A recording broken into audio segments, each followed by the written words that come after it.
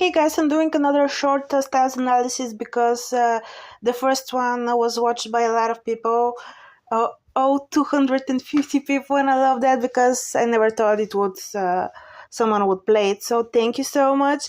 So the second part of my analysis is actually, if you think about it, Dylan O'Brien was, I think, 17 or 18 when he auditioned for Teen Wolf, and I think he was the baby of the cast. And it was very interesting because he had a YouTube channel and he was noticed by the Teen Wolf crew because of his Teen Wolf channel, and he actually sent out a lot of applications for him to go to acting school, but all of them rejected him.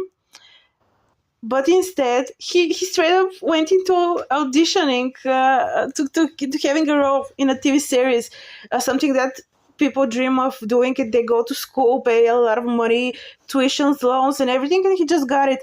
And the thing is that he doesn't need the training because he's so fucking good, and I can't stress this enough.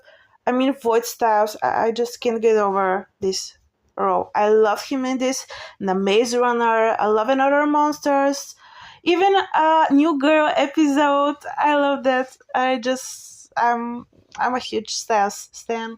So yes, and it was very fantastic to watch his career blossom.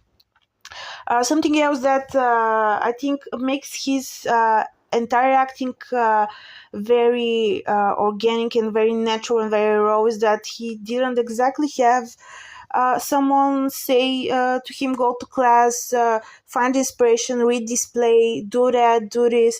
It all came very natural to him because I don't know if it had, but that's how it looks on screen when you watch him.